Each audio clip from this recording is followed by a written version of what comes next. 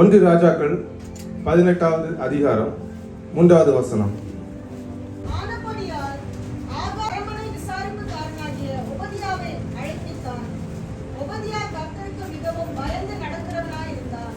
உபதேயா.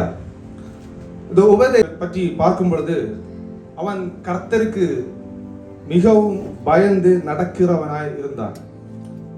இந்த உபதேயா பற்றி பார்ப்பதற்கு முன்பதாக நாம் ஏகாப் ராஜாவை பற்றி பார்க்க வேண்டும். அவன் எங்கே இருந்தான் என்றால் ஆகாப் ராஜாவுடைய அரண்மனையிலே விசாரிப்புக்காரனாக இருந்தான். அதாவது அட்மினிஸ்ட்ரேஷன் டிபார்ட்மெண்ட்ல இருந்தாரு. எல்லா காரியங்களையும் பார்க்கிறவரு உள்ளவனாக காணப்பட்டான். இந்த ஆகாப் ராஜாவை பார்க்கும் பொழுது ஆகாப் ராஜா எப்படிப்பட்டவர் என்றால், சாலமோனுடைய நாட்களுக்கு பிறகு தேசம் இரண்டாக பகுக்கப்பட்டிருக்கிறது. வடக்கு இஸ்ரவேல், தெற்கு இஸ்ரவேல். இந்த வடக்கு இஸ்ரவேலை ஆண்ட 7வது ராஜா. இந்த ஆகாப் ராஜாவை பற்றி ஆண்டவர் ஒரு சாட்சி கொடுக்கிறார். ஆகாப் ராஜா மற்ற எல்லா அதற்கு முன்பாக ஆட்சி செய்த எல்லா ராஜாக்களை பார்க்கிலும் ஆண்டவருக்கு மிகுந்த கோபத்தை உண்டு பண்ணுகிறவனாய் காணப்பட்டான். அப்படி என்ன செய்தான் அந்த ஆகாப் ராஜா? தேவன் எதை எல்லாம் செய்யக்கூடாது என்று சொன்னாரோ அதையெல்லாம் செய்கிறவனாய் இருந்தான். எரிகோ கோட்டை யோசுவானுடைய காலத்தில் இடிக்கப்பட்டிருக்கிறது. ஆனால் அதை மீண்டும் கட்டக்கூடாது என்று ஆண்டவர் எச்சரித்திருந்தும் அதை அவன் கண்டுகொள்ளாமல் அதை மீண்டும் கட்டினான். அது மட்டுமல்ல, இந்த ஆகாப் ராஜா திருமணம் செய்தவன் தன்னுடைய மனைவி எப்படிப்பட்டவள் என்றால், வேதம் சொல்கிறது, அவன் பகல் அந்த பூஜாரியை அவருடைய மகளை திருமணம் செய்தவளாய் காணப்பட்டான். வேறு தேசத்துக்காரன். அவள் ஒரு சூனியக்காரியாக காணப்பட்டாள்.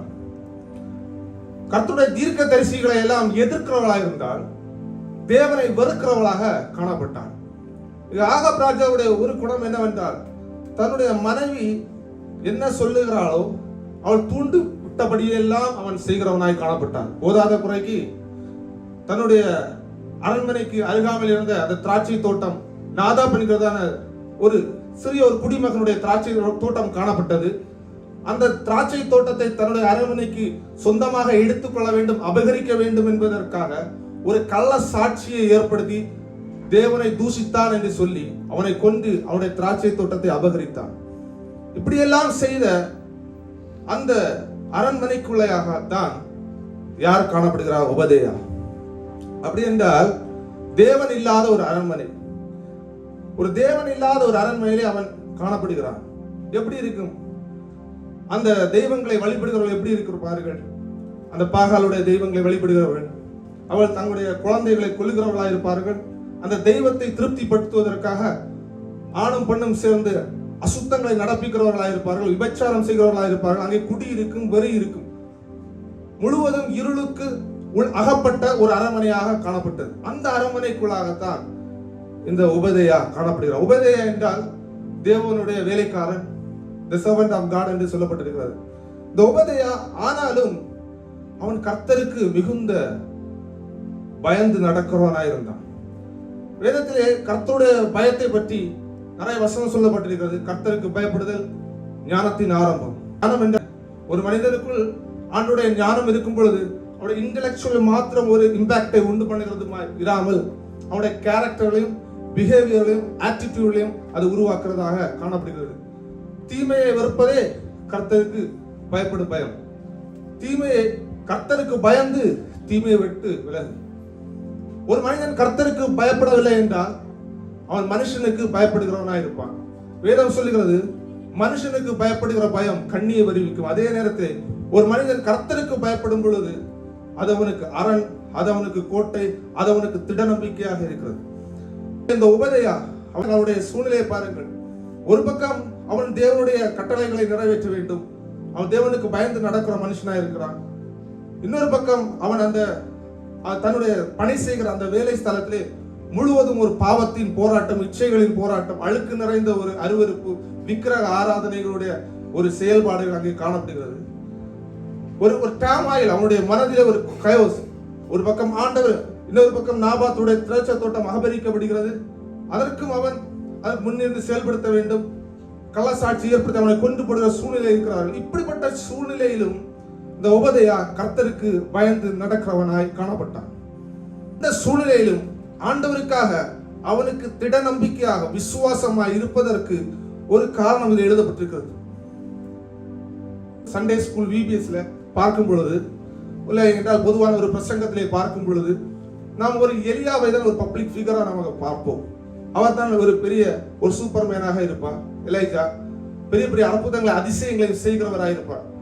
ஆனால் ஆண்டவர் இந்த ஒபதேயாவை ஒரு ரகசியமாக ஒரு பிரைவேட் ஒரு ஃபிகராக வைத்து அவனை ஒரு பெரிய காரியங்களை செய்கிறார்.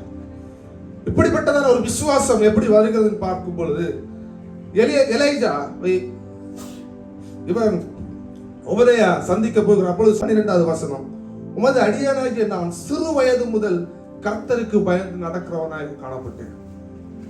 பாருங்கள், இவன் சிறு வயது முதலே கர்த்தருக்கு பயந்து நடக்கிறவனாய் காணப்பட்டேன். இன்றைக்கு நாம் பார்க்கும் பொழுது சிறு பிள்ளைகளை நாம் ஊக்குவிக்கிறோம், மிக்க மகிழ்ச்சி. நிச்சயமாக இந்திய குழந்தைகள் தான் நாளைக்கு உலக பிரகாரமாகவும் ஆவிக்குரிய பிரகாரமாகவும் நல்ல தலைவர்களாக வரப்போகிறார்கள். நிச்சயம் நம்முடைய சபையிலிருந்து ஆண்டவர் அப்படிப்பட்ட மனிதர்களை உயர்த்துவார்.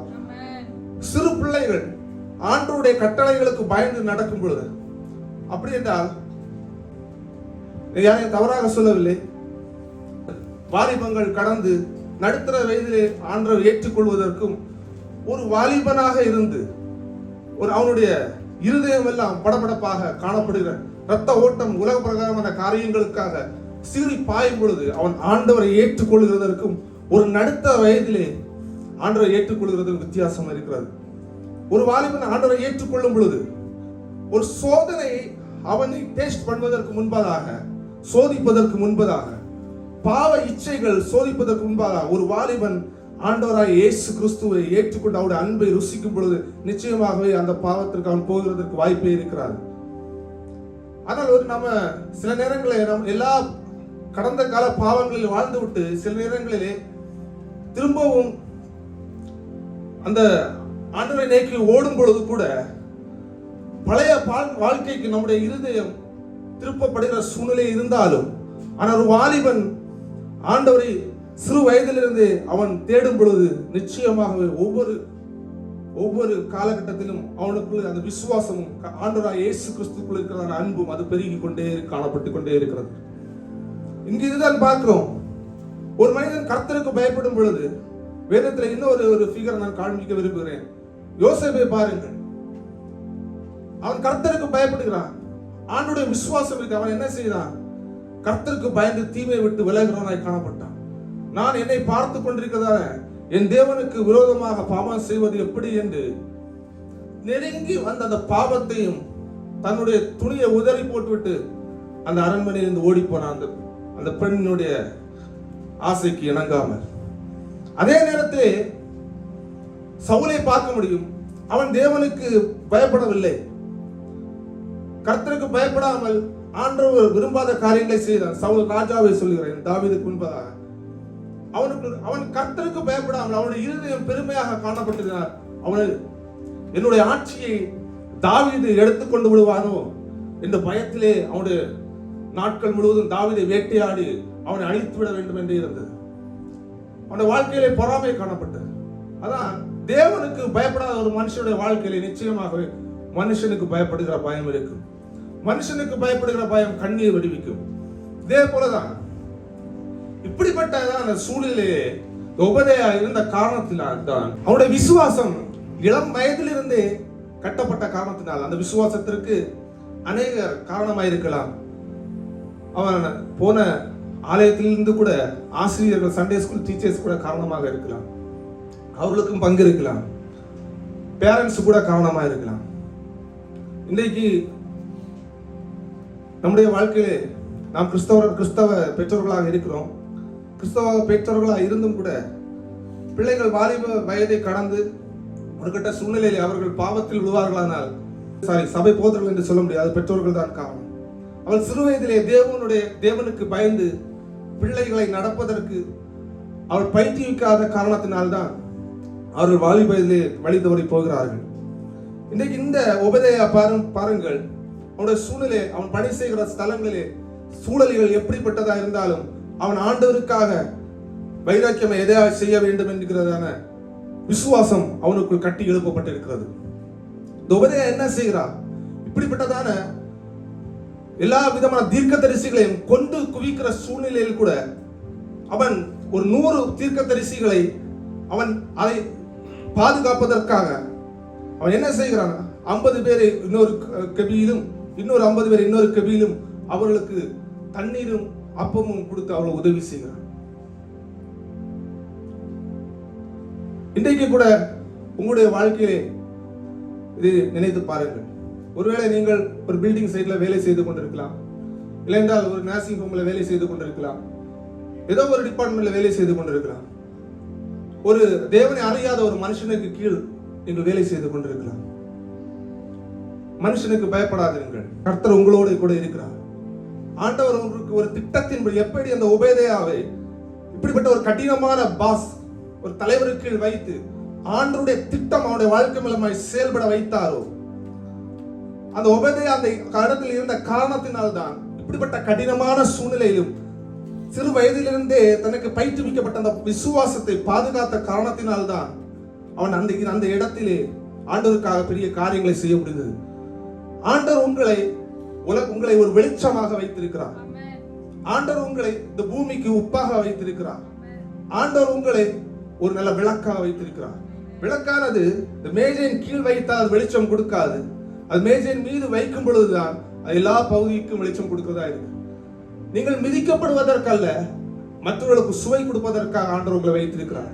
ஒருவேளை நீங்கள் எந்த இடத்தில் இருந்தாலும் அந்த இடத்தில் கஷ்டப்படுகிற அந்த உங்களுடைய ஆபீஸ், நீங்கள் வேலை செய்கிற ஸ்தலம் இருளின் ஆதிக்கம் நிறைந்ததா இருந்தாலும், கசப்புகளை கொட்டுகிறதா இருந்தாலும், வெறுப்புகளை அள்ளி தூவுகிற இடமாய் காணப்பட்டாலும், நீங்கள் அந்த இடத்திலே தேவனுக்காக அந்த உபதேயாவை போல பிரகாசிக்கும் பொழுது உங்களுடைய வெளிச்சத்தை காண்பிக்கும். பிரசங்கி தன்னுடைய பிரசங்கத்திலே ஒரு பக்தன் இப்படியாக சொல்லுகிறான், 100 பிரசங்கத்தை காட்டிலும் ஒரு மனுஷனுடைய சாட்சி உள்ள வாழ்க்கையை அநேக ஆத்துமாக்களை அவர்களுக்கு நேராக திருப்புகிறதா இருக்கிறது.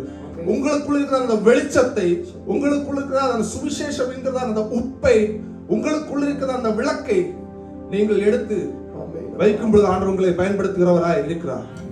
நிச்சயமாகவே மேஜையின் அந்த விளக்கானது கீழே இருப்பதில்லை, அது மேலே தான் இருக்கும்.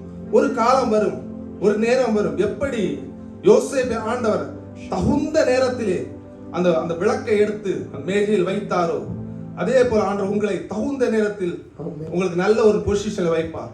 கிறிஸ்துவுக்காக இன்னும் வைராக்கியமாக தொடர்ந்து போராடுவோம். கர்த்தருடைய பயத்தை நம்முடைய வாழ்க்கையிலே பாதுகாத்துக் கொள்வோம். நம்முடைய பிள்ளைகளுக்கு தேவன் எப்படி பயந்து வாழ வேண்டும் என்பதை கற்றுக் கொடுப்போம். கர்த்தர் நல்லவர். ஆமென்.